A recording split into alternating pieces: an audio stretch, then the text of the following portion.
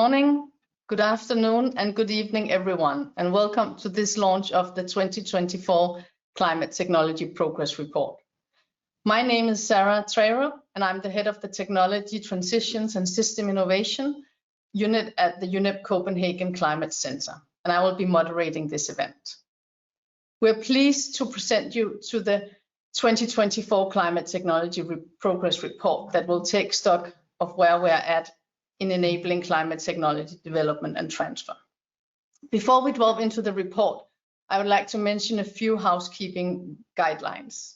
Please use the dedicated question function that you will see on your screen to submit any questions that you may have to the speakers, and we will take them up during the question and answer session after the presentations. You can submit your question right away and throughout the session. The session is being recorded and can be accessed afterwards through the website unepccc.org. The event will be a bit longer than 1 hour, and the last at least 15 minutes will be used for questions. We'll start our program with remarks from Ms. Dechen, who is the Acting Interim Director of the Climate Change Division and Director of the Regional Office of Asia Pacific at UNEP. Then we'll hear from Stephen Minas, Vice Chair of the Advisory Board of the Climate Technology Center and Network, and from Thibyan, Ibrahim, Chair of the UNFCCC Technology Executive Committee. Immediately after that, I will briefly introduce you to the overall framing of this year's report, and we will have presentations of the main report findings from the lead authors. After this, we'll have a Q&A session, and just to mention, our speakers are joining from various parts of the world with various internet strengths. So if we have any technical challenges, please do bear with us. So without further ado, I would like to invite Ms. Dechen to take the floor. Please, Dechen, the floor is yours. Good morning and good afternoon, colleagues. It's a pleasure for me to join Mr. Thibyan Ibrahim, Chair of the Technology Executive Committee, and Mr. Stephen Minas, Vice Chair of the Climate Technology Center Network, at the launch of this year's Climate Technology Progress Report 2024, Unleashing Renewable Energy for Ambitious Nationally Determined Contributions.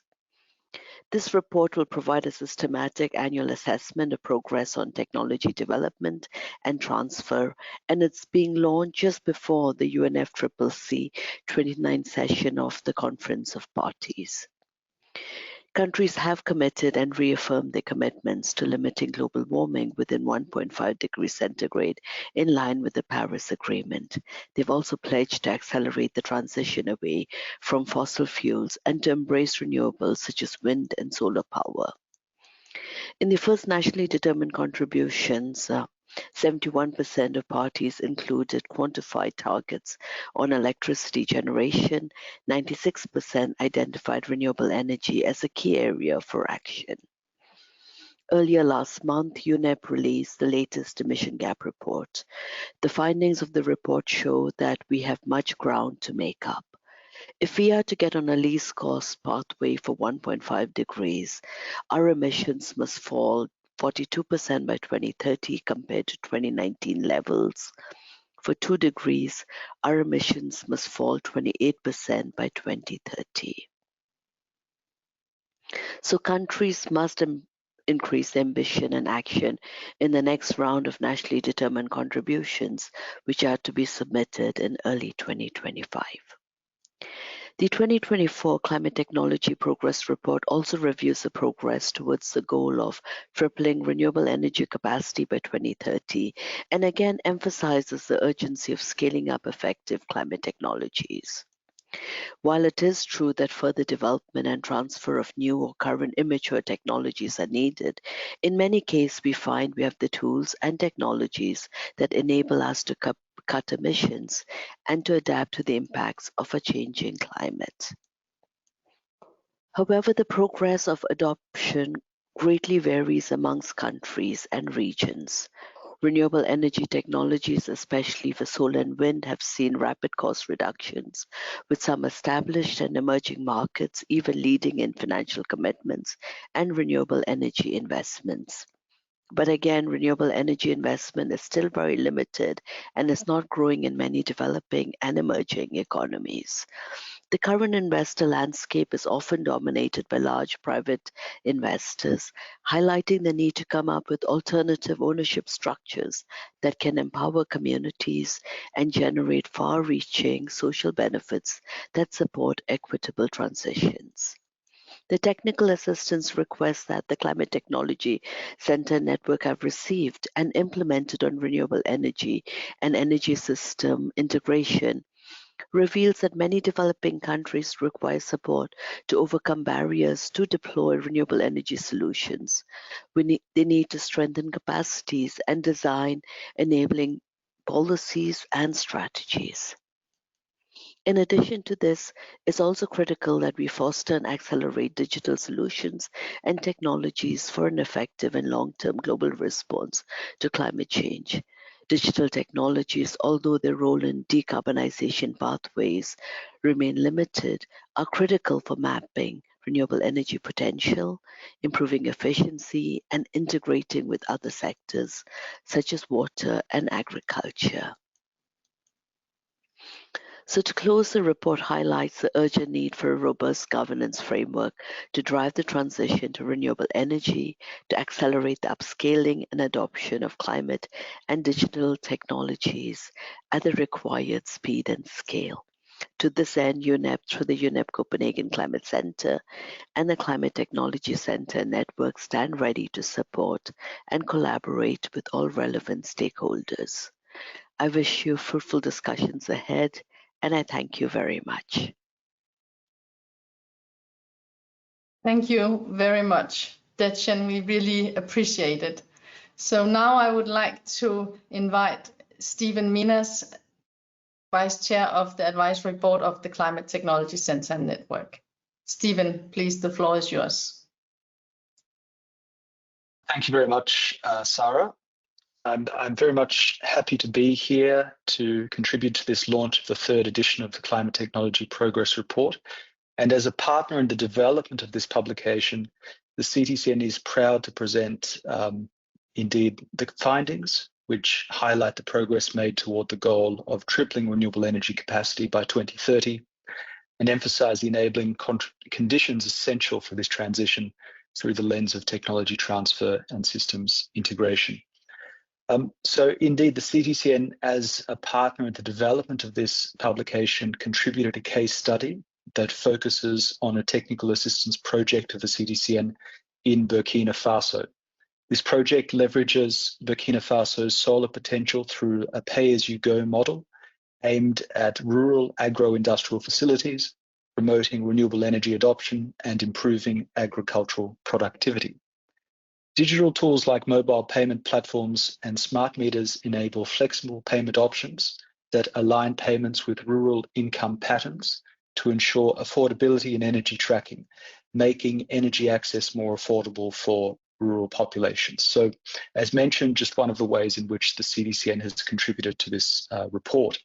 In addition to contributing to the publication, the CTCN also plays a role in supporting progress on climate technology and specifically energy transformation.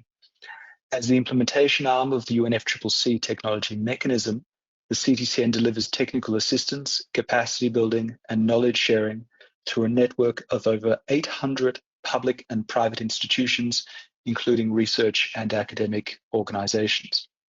A core focus of the CTCN's current program of work is driving systemic transformations, particularly in energy systems. Given that the global energy sector is the largest contributor of CO2 emissions, reaching net zero goals requires a fundamental shift in energy production, conversion, and usage. Advancing technology innovation is critical to enabling rapid and deep transformations, allowing system-wide shifts across the energy value chain. Since 2014, the CTCN has partnered with governments and their national designated entities, or NDEs, as climate technology focal points to provide technical assistance that fosters an enabling environment for renewable energy and energy system integration. And some examples include supporting Timor-Leste in developing grid codes and renewable energy policies for seamless grid integration, unlocking demand-side potential in South Africa to enhance efficiency, and strengthening policies and building capacity in the Comoros to accelerate renewable energy adoption. Over the past year alone, the CTCN received requests from Southeast Asia, West Africa, and the South Pacific for assistance with a variety of key renewable energy goals. Some of these aim to connect rural areas with access to hydro or solar-powered energy and thereby enhance economic opportunities, while others focus on innovative solutions, such as Nauru's request regarding ocean energy and the Lao PDR's request for a master plan for power-to-gas technologies. The CTCN is also exploring emerging technologies and solutions to continue supporting countries in developing decarbonisation pathways, including leveraging digitalisation and artificial intelligence for enhanced energy system management, optimising grids and operating smart grids, including decentralised power systems and independent power producers, advancing non-conventional renewable energy systems, such as ocean thermal energy, offshore wind, geothermal and energy islands, and promoting fuel substitution through alternative energy carriers, including green hydrogen, bioenergy, and ammonia. Current technical assistance portfolio shows that there are also many interconnections with other sectors. So we are addressing requests for renewable energy solutions in farming, including agrovoltaics, in the transport sector, growing demand for the transition to sustainable and electric mobility, in industry, providing technical assistance on decarbonisation of hard-to-abate sectors such as cement, and the list goes on. So working with various constituencies under the UNEP, including youth, women, and Indigenous, CTCN is working to close the technology gap and ensure that developing countries have access to clean, renewable energy, including electricity. Creating or expanding markets in renewables requires targeted country-specific analysis, capacity building, and stakeholder-informed plans and financing pathways. This is where the CTCN plays a role, and indeed, the report that we have before us today is a very significant collection of the knowledge that we need to continue this work. Thank you very much. Thank you very much for this, Stephen. Much appreciated, and thank you for these words. So without further ado, I would like to invite Thibyan Ibrahim, who is the chair of the Technology Executive Committee, to provide some opening remarks as well. Thibyan, please, the floor is yours. Thank you, Sara, and a good evening to everyone from my side of the world. It's great to follow Dechen and Stephen because they cover almost all the key points. But I do want to provide some remarks on behalf of the Technology Executive Committee, or the TEC, especially in the context of our ongoing collaboration with UNEP CCC and our contribution to the development of the Climate Technology Progress Report, which investigates feasibility and the enabling conditions that influence the feasibility and progress, technology development and transfer. The 2024 CTPR provides an update on the progress made towards tripling renewable energy capacity by 2030, and on the enabling conditions to create this transition through a technology transfer and systems approach lens, particularly in view of countries' preparations of updated nationally determined contributions to be submitted next year. For 2024, the TEC has invited parties, international organizations, and international donors to consider the findings and key messages of the 2022 and 2023 CTPRs. This 2024 report seeks to build on previous efforts by providing policymakers and COP29 negotiators with recommendations grounded in a systems approach to accelerate the development and transfer of renewable energy technologies. The TEC plays a significant role in the technology needs assessment process, particularly in enhancing the effectiveness and integration of TNAs within broader climate strategies. The TEC continues to assist in establishing the collaborations among governments, private sector entities, and other stakeholders needed to accelerate innovation and the implementation of renewable energy solutions worldwide. As of now, 17 countries are participating in the 5th phase of the TNA project, which coincides with their efforts to update their NDCs ahead of the submission deadline in early 2025. This phase emphasizes linking technology prioritization closely with national climate targets.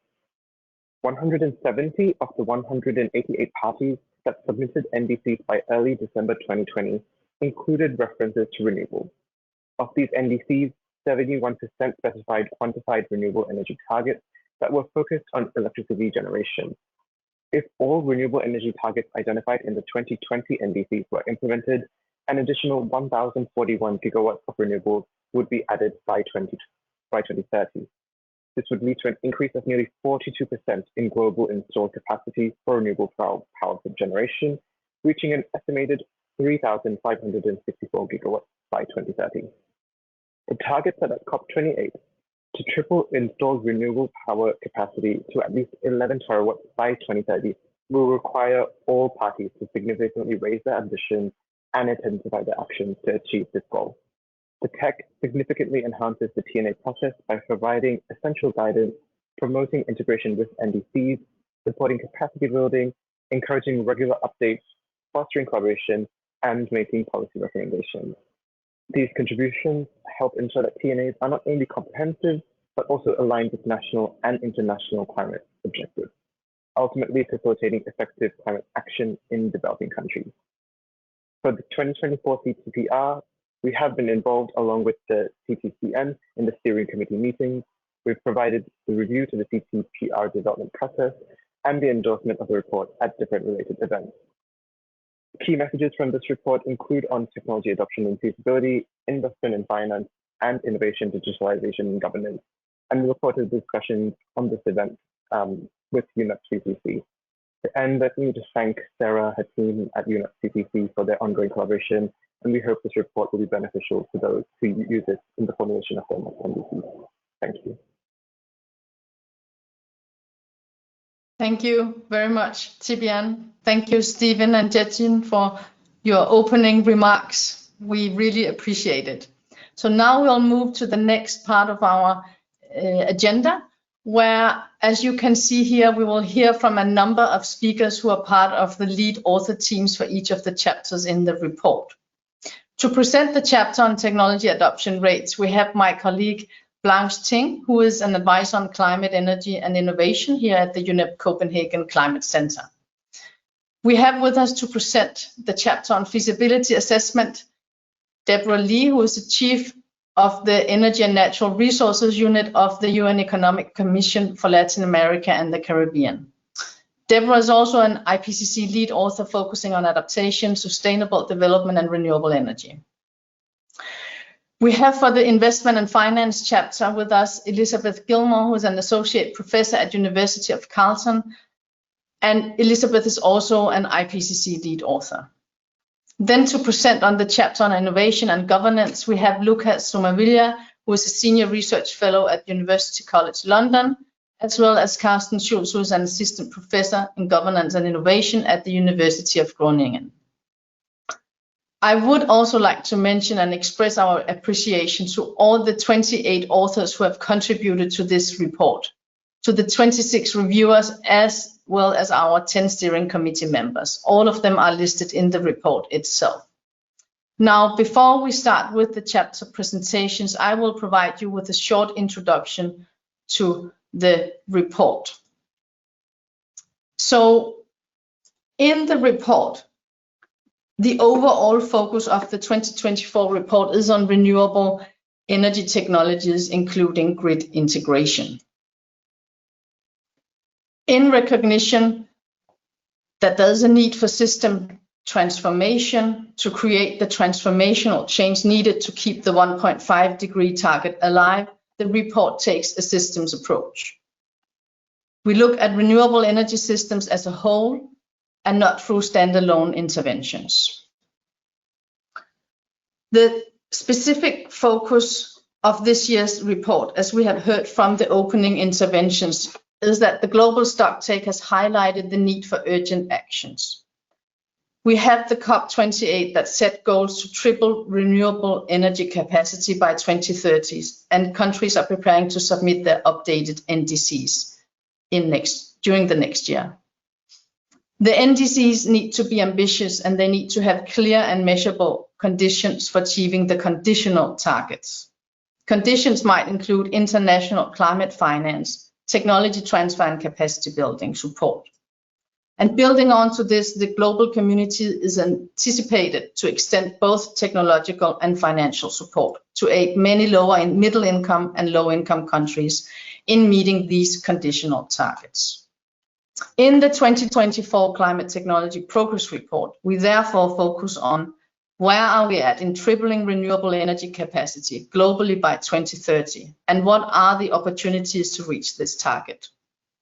We focus on how can this transition be done in a just, orderly and equitable manner, and what is required to stimulate ambition in the next round of NDCs in 2025 and to keep the 1.5-degree target within reach. As usual, the report aims to bring more clarity on what leads to successful technology development and transfer, and to challenges and enablers in amplifying climate action. And therefore, we continue to explore the following questions. What progress is being made? What has enabled it? Where are the gaps? And essentially building onto this, how do we better enhance technology development and transfer? These questions may come across as very simple, but in reality, they are quite complicated to answer. So again, the focus is on renewable energy technologies, also including grid integration. The report is structured into several parts, 2 parts. The first part of the report assesses the current state of renewable energy technology adoption.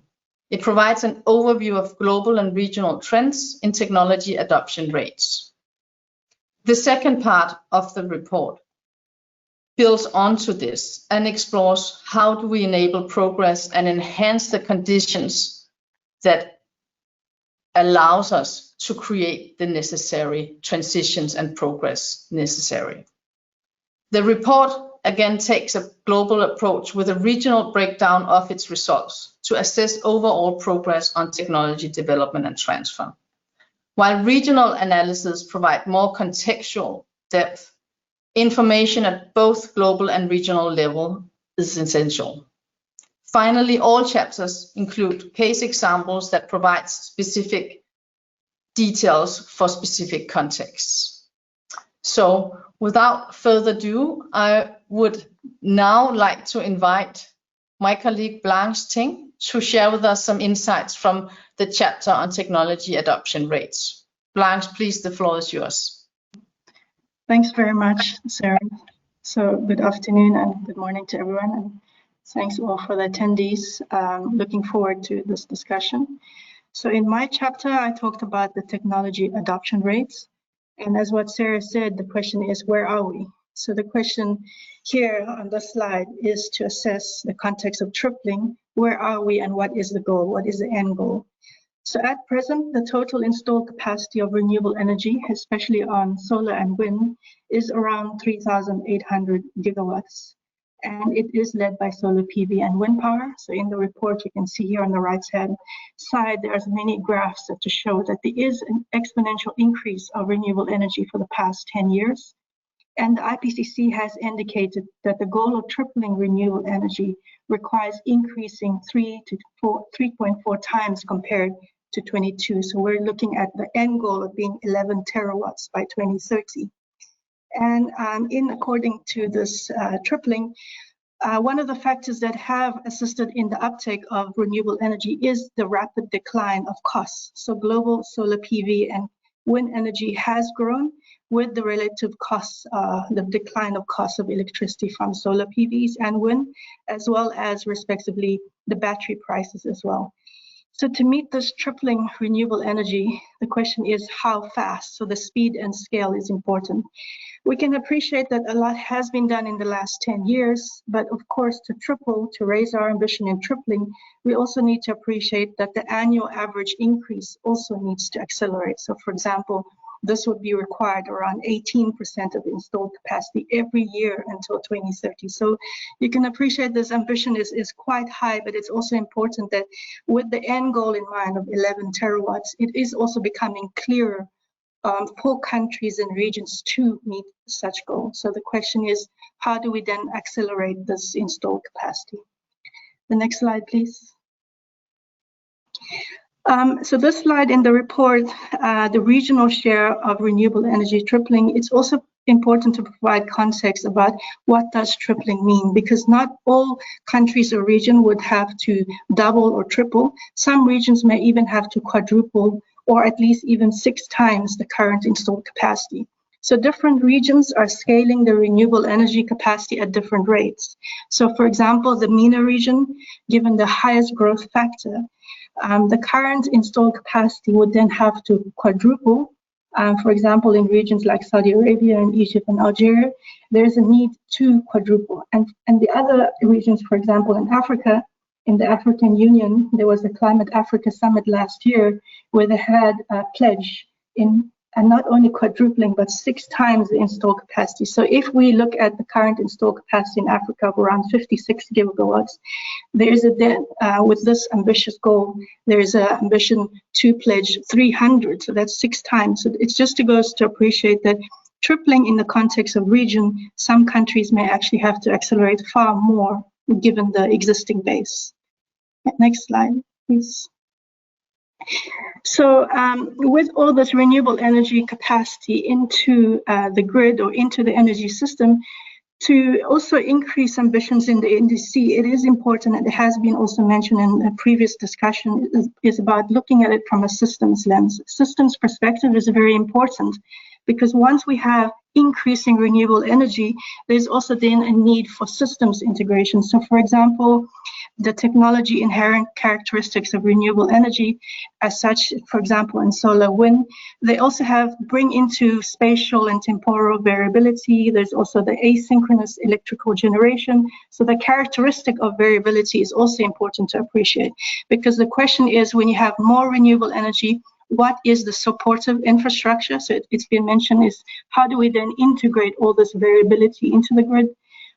What are the sectors that are going to be involved in terms of renewable energy expansion? So for example, what role does renewable energy have in terms of in the heat sector, in the transport sector, and in various other sectors? So sector coupling is also very important. And as well, of course, the demand. So the variable renewable energy also requires that there is storage available. Energy storage is also important in terms of balancing between this variability of supply and demand. And of course, there's also advanced control systems. So if you have more renewable, more variability, there may be a need to aggregate the different types of supply and different demand for this renewable energy. So demand side management is also important. In the end, so with the systems lens, it is imperative for low carbon energy systems to integrate across the energy system. So it's not only looking at it from a one-sided view, so you also have to look at sectors, the scales of various spatial scale side of integration of renewable energy. And of course, the deployment integration of renewable energy is also very much dependent on what are the costs, what are the benefits, what are the regulatory frameworks, and what is the design of the electricity markets to support the uptake. So as you can see in this report, we're not only looking at technological progress on its own, but we're also looking at the enabling conditions. So the question is, how do you facilitate technology development and transfer and uptake? So the enabling condition is equally important to discuss, and this is what we have in the report. The next slide, please. So to conclude the slide, but there's obviously, feel free to read the report, but the key messages in this chapter and also in general in the report is we do look at a systems approach to understand tripling renewable energy. And it is also crucial to recognize that the interlinkages of the consequences of increasing, tripling renewable energy, a lot of parts of the world is still very much reliant on traditional biomass. So it's important to recognize the interlinkages between energy transition and development issues. So this underscores traditional biomass, also underscores the persistent challenge of inadequate access to clean and reliable and safe energy, especially in sub-Saharan Africa and parts of Asia. So tripling renewable energy, it's important to recognize that it's not just technological advances. we also need to appreciate what tripling means in terms of access, in means of clean, reliable and safe energy, as outlined in the SDG 7. So access to and benefits from technological advances is not neutral. So of course, tech transfer is not neutral itself. We have to question about what are, in terms of uptake, what are the users' access to financial, social, physical and informational capital that will then enable this tripling renewable energy uptake. So there is a strong correlation between increasing adoption rates and a reduction in technology costs. So how can we then, and there was a bit of mention about how can we then lower the barriers in terms of access, in terms of costs. So I think later on, other chapters will also talk about the cost of capital to increase the uptake of renewable energy. So there are also, in terms of smaller and more modular features of technology, which does assist in uptake of renewable energy. And in the end, also the integration of energy storage is important. So electricity systems that powered predominantly by renewables is not only becoming viable, but also very cost competitive when it comes to fossil fuel based systems. So in the end, significant progress is being made. And also in order to assist in that progress, there is also a need to prioritize grid modernization and storage technologies. That's it on my side. Thank you. Thank you very much for that, Blanche. And then I would like to jump to Debora Lee immediately and invite you to present on the feasibility assessment chapter. Debora, please go ahead. Thank you, Sara, and good morning, good day to all. So as Sara mentioned, I'm presenting on the feasibility assessment, which has been a chapter also in the previous 2 editions of this report. And just to emphasize what has been said by the previous speakers, part of this effort is to set more ambitious renewable energy targets and updated nationally determined contributions, and where more effort is needed to align national policies to achieve the goal of tripling renewable energy capacity by 2030. Just like in the feasibility assessment of IPCC 6th assessment report, we still continue to see major barriers in the institutional dimension, mainly along the lines of supporting policies, regulations, and standards to strengthen a greater implementation of renewable energy. But what we do find is that there are technologies that are today are highly feasible, and that also have significant synergies with adaptation, between adaptation, emissions reductions, and sustainable development. So next slide, please. We're looking also at adaptation and mitigation. So on the side of adaptation, again, updating from IPCC 6th assessment report, we still have the options of resilient power infrastructure, reliable power systems, and water use efficiency for all energy generation sources. The main difference we've seen since 2022 is that we have increased literature on the role of distributed generation and long and short duration energy storage as specific options to increase resilience of power systems.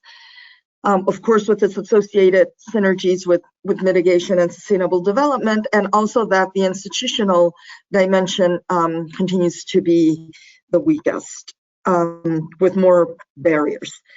Next slide, please.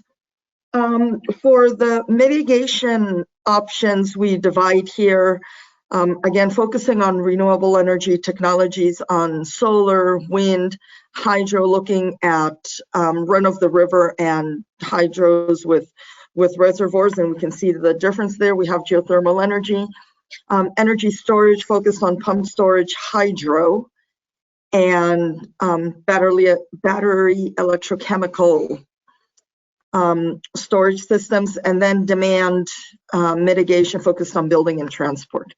So just briefly summarizing some of the main outcomes that you can see in this table, and obviously all the detail is in the chapter itself, is that solar power still has overall high feasibilities. The environmental dimension has slightly lower grading than IPCC's AR6, because right now we took into account the full life cycle of the technology. I'm looking also at the rates of panel recycling, enhancing recycling techniques, but also that of the batteries and how they're disposed. So this entails ecological risks related to the recycling process, including thermal and hydrometallurgical treatments. Beyond that, we still have, again, the institutional dimension that is weaker. And what we'll see in a couple slides is the regional differentiation between Asia and Latin America. For wind energy, we're still seeing increased cost competitiveness, and hydro power. If we can go to the next slide, please. Here we can see, the difference between the global Asia and Central and North America assessments for solar energy, where we can see that despite there's still high feasibility, we still see significant knowledge gaps in some of the dimensions at the regional level, which indicates where either there are more barriers or also more knowledge gaps. The next slide, please. Here for hydroelectric, we also did the regional distribution, and we can see that there's significant knowledge gaps as well. But this also helps indicate where we need to do more case studies, for example, or better documentation at the regional level. These were the only options for which we did this regional distribution, because, for example, at the level of geothermal energy and of demand mitigation for both buildings and transport, there weren't significant changes at the global level to justify doing a regional disaggregation. So, for example, for geothermal energy, we still have overall medium feasibility, and the grading, especially for the environmental dimension, increased due to the reduced negative impact of water quantity and quality as re-injection techniques and closed loop systems have improved. As I mentioned, for storage, we still have some of the considerations of life cycle, but also that at least for the battery electrochemical ones, we still see an increasing demand with electric vehicle industry. The demand side mitigation also looks more at the focus with gender and equity in terms of how land use change is handled and, for example, enhanced mobility. So the next slide, please. In looking at enabling conditions, of course, even though options are feasible or technologies are feasible, effectiveness also depends on enabling conditions. In this case, we're looking at governance, institutions, finance and investment, and innovation, and some of these are going to be detailed through the following speakers. For now, I'll just say that governance structures can determine the speed of implementation and how benefits and costs are distributed equally. And here we have some difference between on and off grid, following what Stephen was saying earlier today on, for example, looking at equity and inclusion from the electrification and access point of view, and how those governance structures might differ from others, like, say, energy communities in northern countries. Also, the capacity of institutions to support transitions with supportive legislation and policies is important, but there are also gaps in the regulatory frameworks, such as through safety and quality codes and standards and energy efficiency standards that can hamper greater progress. Finance and investment, of course, are also important. What we're seeing is that costs of renewable energies are falling rapidly, but developing countries still face financial barriers with associated perceptions of risks and challenges for access to capital and gaps in mismatches in financial flows. And finally, innovation plays a key role when we're looking at, for example, artificial intelligence and machine learning. And the next slide to conclude is that what we can see, at least at a global level through the tables, is that there's some highly feasible renewable energy technologies with significant synergies. Echoing previous speakers, the system transitions approach allows for this assessment of synergies and trade-offs between mitigation, adaptation, and sustainable development. And when we talk about energy systems, we know where some of the medium and low feasibilities are and where they lie, and therefore it's a pointer of where we need to take greater action. Co-benefits with SDGs highlight that implementing these technologies is consistent with expanding justice and equity by understanding and prioritizing local context and needs of vulnerable groups. So when we talk about a system transitions approach, that also includes equity and justice. At the heart of the energy transition, we are on a safe path towards climate resilient development. Thank you very much. Thank you very much, Debora. We really appreciate it. And now I would like to turn to the next chapter, which is on investment and finance, and invite Elisabeth Gilmore to take the floor. Thank you. Thank you. So in this chapter, we've delved into the crucial issue, investment and finance in renewable energy technology. And we've done so within the context of tripling renewable energy capacity by 2030, but also ensuring a fair and just transition away from fossil fuels. In this chapter, we stress the importance of tracking and the metrics that are available, as well as the key findings that we can get from applying these metrics. But we're also aware of their shortcomings and opportunities to improve. Now, we start with some of the good news within this report. Cost reductions have been rapid and growth has been substantial.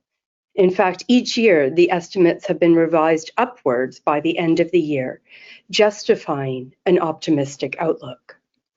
However, financial barriers are still substantial, especially in developing countries where capital costs are high and there's limited affordable financing options, all of which is restricting renewable growth. Next slide. Now, starting with the investments, the landscape for renewable energy finance is evolving, and it's evolving with leading financial commitments from China, OECD countries, and even several emerging markets.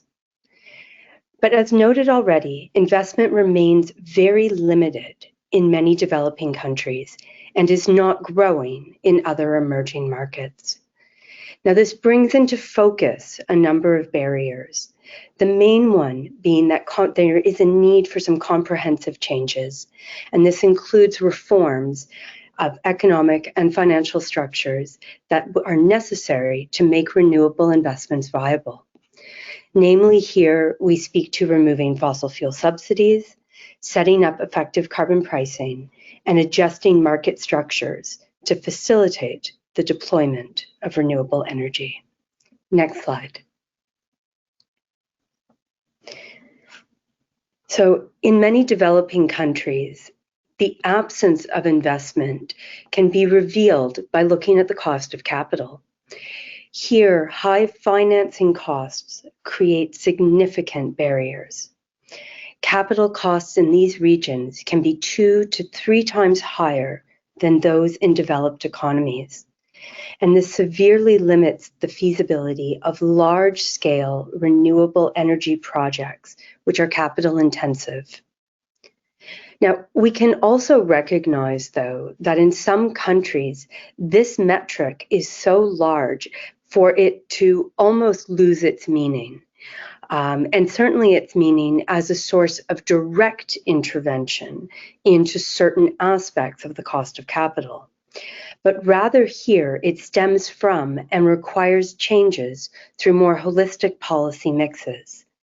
And so here, reducing financial barriers, along with affordable financing through international climate finance, and also supporting technology transfer is needed. To the next slide, please. So to help address these specific financing gaps, we highlight the potential for support from multilateral development banks and climate finance institutions as essential. In high-risk regions, de-risking instruments are going to be key tools for attracting private investment, while international financial backing can be directed towards longer-term investments that will sustain renewable energy growth over time. And so this includes ensuring technology transfer and capacity building support to help countries transition to low carbon and climate resilient energy systems. However, we also show here that some key metrics can obscure the very equity issues that we'd like to surface, and especially those related to a just transition. So first here, we examined the current investment landscape, and we can see that it's dominated by large private investors. And this points to, and also the need for, and the potential for alternative ownership models, especially those that involve local communities and in ways that can create broad societal benefits. Community-based investment models that do not show up in these main metrics can enhance local ownership and involvement and better ensure an energy transition that benefits everyone. These models will also align well with the broader goals of a just transition and SDGs, so fostering inclusion and economic empowerment at local levels. And so thus this chapter concludes with the need for metrics that go beyond just tracking investment and cost of capital, but also tracking how finance supports the just transition. And so here, financial metrics that capture not just direct returns, but also how these investments contribute to the SDGs and improve resilience for communities are much needed. Thank you. Thank you very much, Elisabeth. Appreciate it. And I would now like to turn to the chapter 5 on digital innovation and governance, and I would like to invite Lucas Somavilla to share findings from the chapter with us. Lucas, the floor is yours. Thank you. Thank you very much, Sara, and good morning, afternoon, everyone. It's a pleasure to be here presenting findings from chapter 5 that focus on digital innovation and governance in the context of the energy transition. So let me start with a brief introduction of the chapter. The chapter examines the role of digitalization in the context of the global energy transition. And we apply a responsible innovation governance lens to highlight its transformative potential. Digital technologies have unique and sometimes disruptive features that could be essential for accelerating the energy transition. And we provide a rationale and a governance framework to look at these innovations and emphasize their applications in energy systems as well as cross-sectoral benefits. These innovations can include hardware like ICT, information and communication technologies, also data centers, robotics, Internet of Things, but also software applications, smartphones, cloud computing, as well as artificial intelligence with diverse applications into renewable energy. Although the digitalization rates vary globally and regionally, it's pivotal. It has become pivotal in climate change mitigation and the energy transition, and therefore it requires responsible governance to manage its risk, but also to understand its potential. In this case, we looked at 2 case studies. The first is a kind of a highly advanced technology, emergent technology, which is artificial intelligence, particularly machine learning, combined with GIS tools to map global rooftop solar potential and illustrates digitalization potential at a global scope. And the second is the implementation of a much more, let's say, mature technology, or but still facing quite a lot of rolled out challenges, particularly in sub-Saharan Africa. And this is the pay-as-you-go solar schemes, and we look at particularly the case of Burkina Faso. Next slide, please. The chapter provides learning by looking at these opportunities and challenges, and a governance framework for looking at digital innovation in the context of the energy transition. We understand digitalization to become a key driver, one that is reshaping energy transition by transforming the way energy is managed, assessed, produced, distributed, and consumed when it comes to renewables. We also find that digitalization progress is highly concentrated in high-income nations, highlighting a need for more attention, particularly on the investment side, when we look at digital infrastructure for low and middle-income regions. There are challenges and risks associated with these technologies, including an increase in energy demand that we have seen, for example, from the use of data centers, as well as associated environmental impacts, and widen the global digital divide, particularly in energy-scarce regions like sub-Saharan Africa. There's also biases and information asymmetry, for example, in the case of machine learning, and the fact that sometimes you can have context with poor data quality, as well as contextual mismatches, creating eroding trust and collaboration. So it's essential to focus on contextual innovation governance processes by looking at and tailored this innovation to specific contexts, because this is essential to harness digital innovation benefits for the energy transition at the same time that understanding and managing risks. Next slide, please. So we develop a framework. I'm not going to be able to expand it in too much detail here, but essentially the diagram emphasizes the need for aligning visions, values, and objectives when creating digital technology strategies and policies, and considering key dimensions like regulatory factors, innovation management, institutional aspects, as well as risk management.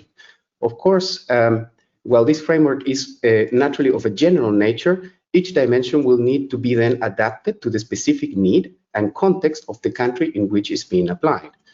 And in this case, we apply it to two different cases. Next slide, please.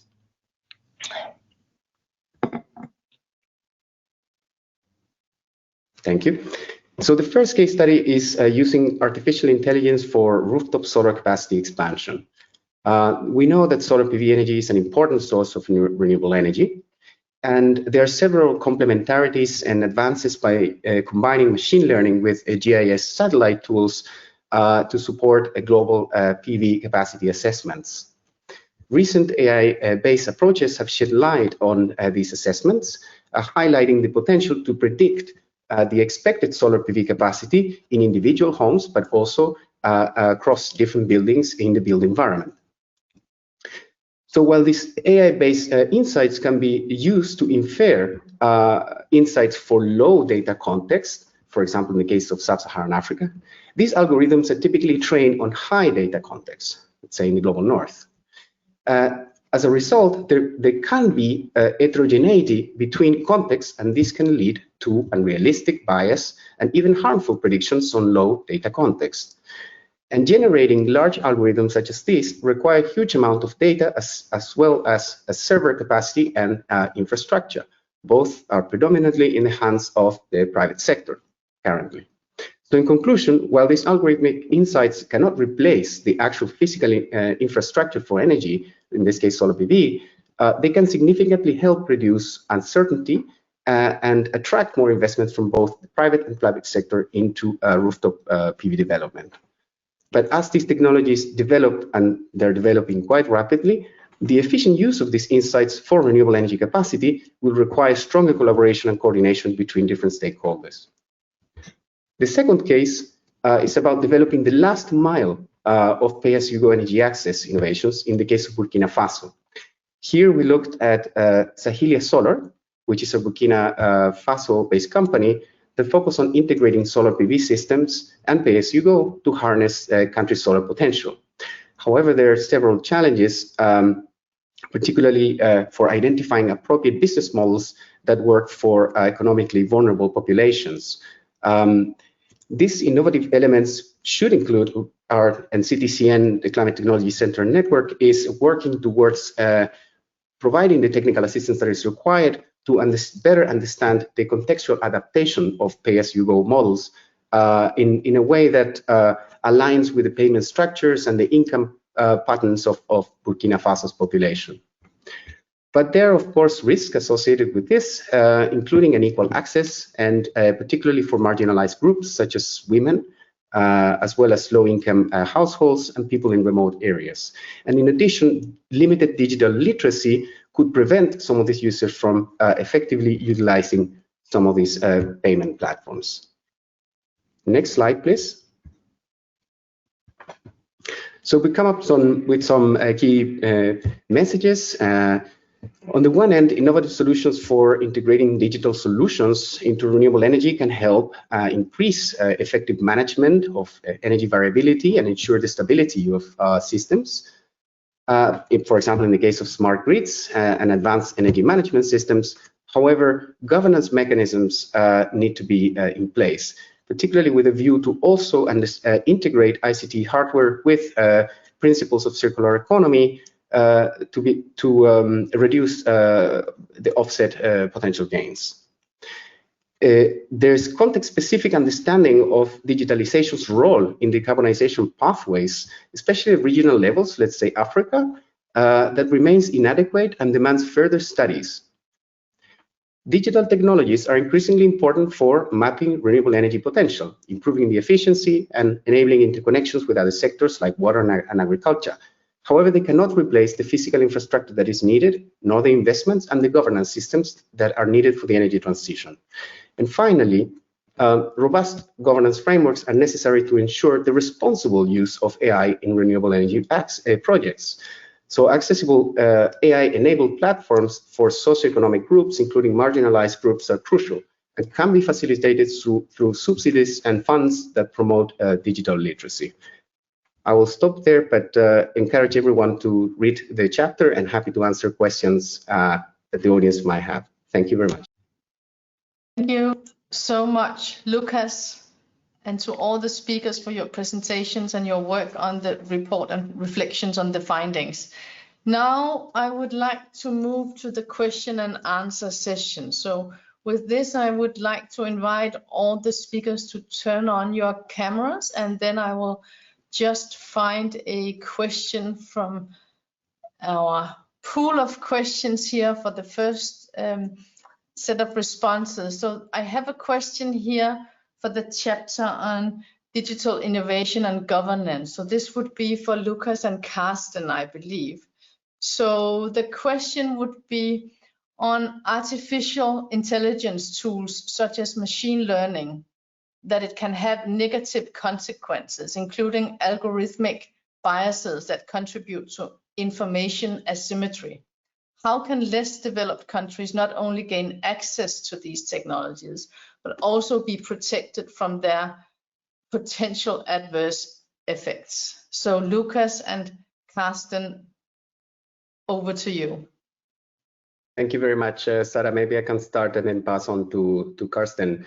One of the things that are becoming increasingly important is build the necessary capacity, particularly at the governance level, to be able to implement ethical AI guidelines for creating and adopting, ethical artificial intelligence frameworks. And there are some examples out there already from UNESCO and OECD and others that can definitely help to understand what are the safe and responsible concerns that countries might have. But of course, when it comes to understanding the context, is up to the countries and up to the experts within country to be able to develop these guidelines, because it's only by doing so that they will create the capacity as well as have the ownership in turn. So that's my answer. But over to you, Carsten, to also complement. Thanks. Yeah, thank you very much for the interesting question.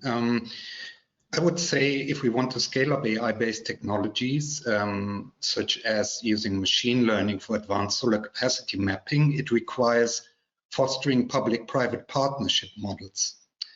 And this includes promoting transparent and accessible data, and also integrating AI tool skills and capabilities into national energy strategies. So at the same time, while you have public and private entities focus on greater innovation and investment in digital solutions, it's also essential for each national research and policy sector to focus on digital skills, on country ownership, and to really mobilize digital literacy programs at the national and global levels. So the international community of donors and technology companies, the private sector, must also promote then coordinated funding for digital literacy and clean energy development, especially in low and middle income countries. So These concerted efforts will enhance the skills, awareness, and governance perspectives that will guide more informed and responsible innovation across the digital and energy value chains. And especially for low and middle income countries, this is important for both in the short and long term.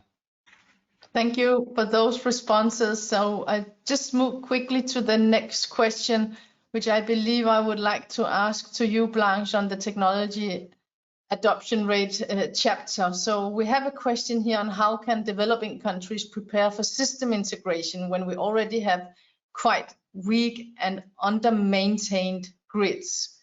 Would you like to respond to that, Blanche? Thank you for the question. I would say that we also have to appreciate that not all countries will have a grid, so an existing grid, so they might not even be an upfront investment because it's just quite expensive. So for those countries that don't have a grid, of course, there's already a well-known, for example, off-grid solutions. So modular, decentralized solution is very important where there is no grid. So given that renewable energy is very variable, decentralized modes or modular system would be important. So for example, microgrids, distributed generation like rooftop solar PV. In terms of those countries that do have grid, and also to appreciate that there may be fiscal constraints in developing countries. So strengthening those grid, it requires a sort of targeted investment. So prioritizing grid modernization, improving infrastructure, because that can then reduce losses from technical inefficiencies. So making grid more adaptable to renewable integration is critical. Also, when we're looking at, because we're looking at a systems lens, what is the regulatory and policy support? So for example, in developing countries, how can policies then support strengthening of grids? So for example, what are the design of the markets? So are there feed-in tariffs? Is there net metering? Is there competitive options? What are the grid codes and standards that is being implemented in specific context, for example? And then the other last thing I would say, and it has been mentioned also that more in the report, but I think very critical are the skills. So what are the skills, what are the capacity development that is needed to be able to strengthen grid integration? So for example, is there a workforce that's available in terms of operating, managing the grid, upscaling new technologies, especially in integration is very complex. So are there training programs? Are there knowledge sharing initiatives? Are there partnerships involved, for example, with international agencies that can then equip the local workforce? So there's very important new kinds of workforce that need to understand this variability that renewable energy brings. So skills that is important in terms of maintaining and operating these new types of grids.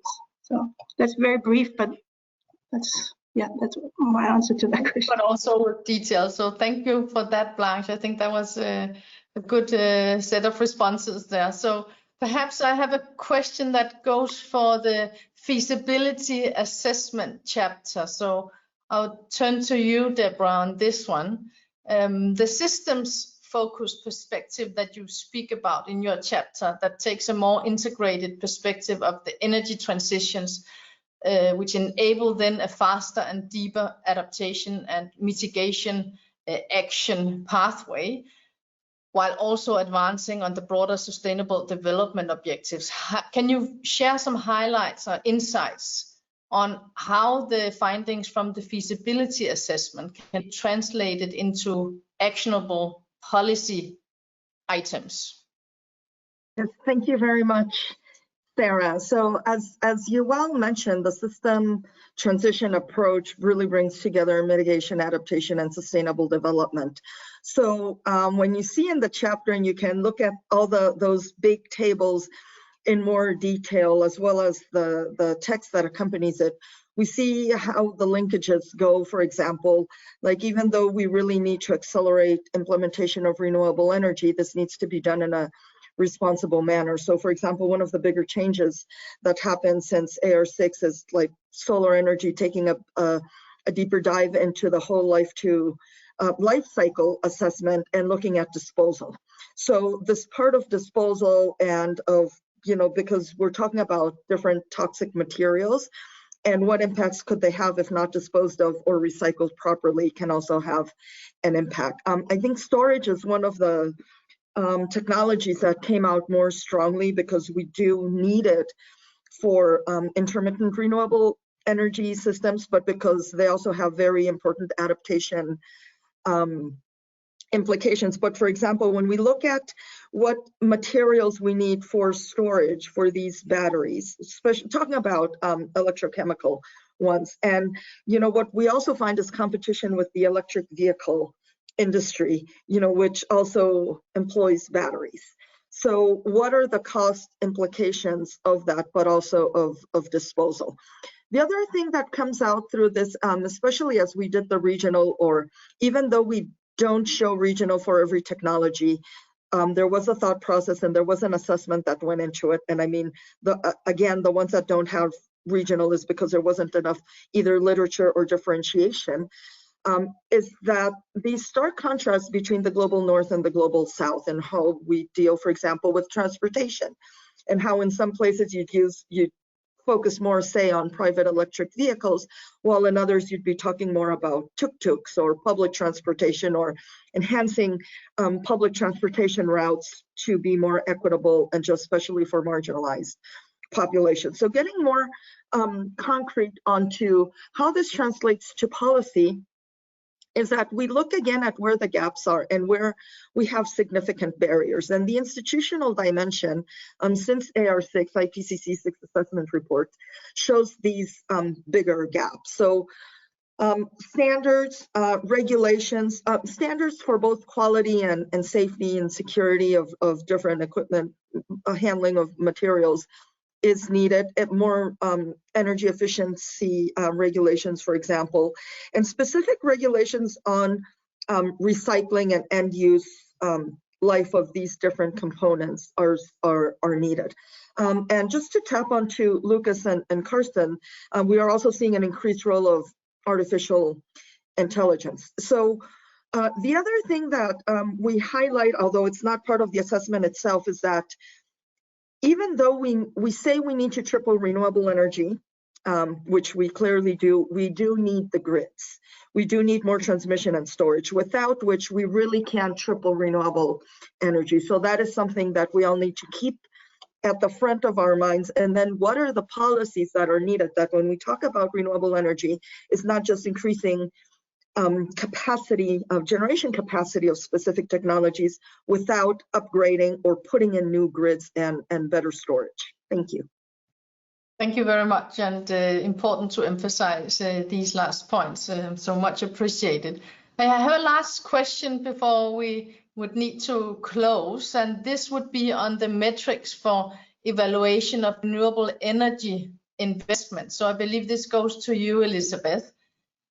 You speak about the metrics and how important it is to include aspects such as just transition, and it also relates to potential alternative ownership models, such as social ownership and renewable energy communities. And if you could explain, how can we capture or measure the effectiveness of such investments beyond the sort of traditional investment flows into their impacts, and aligning those investments also with the Sustainable Development Goals? If you could elaborate a bit on that.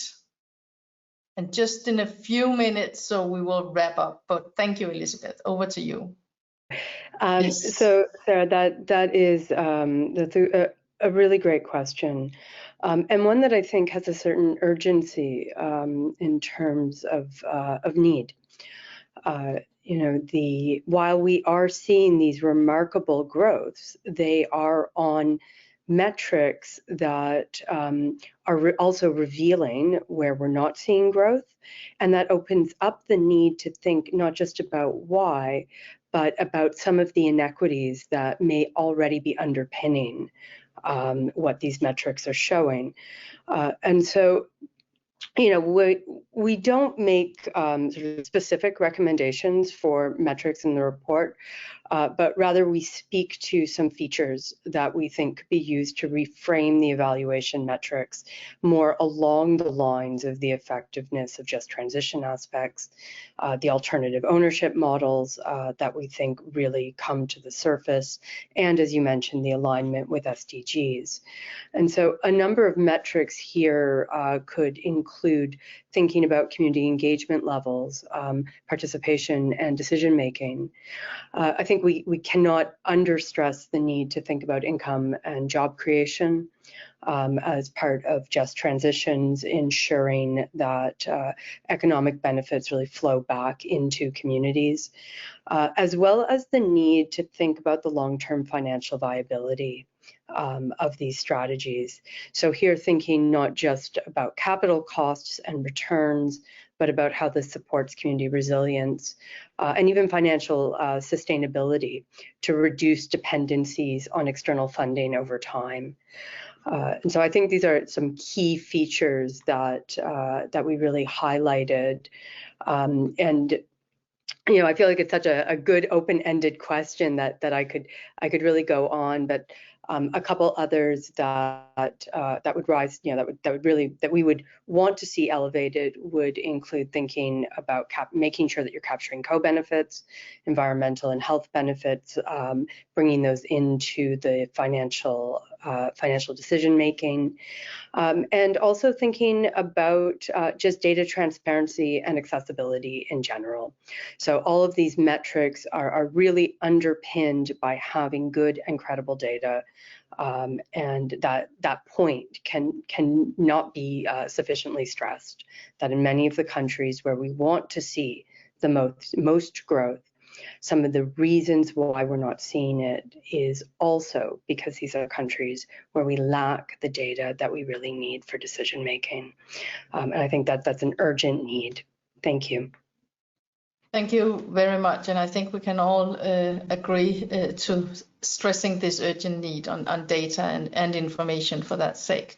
So thank you very much to all of you, to all our speakers, also to our contributors to the opening remarks, to Dechen, to Thibyan and to Stephen. Thank you very much, everyone. And just before we close this event, I would like to mention that the report is made available on the UNEP CCC website, on the CTCN website, and the TT Clear website on the UNEP CCC.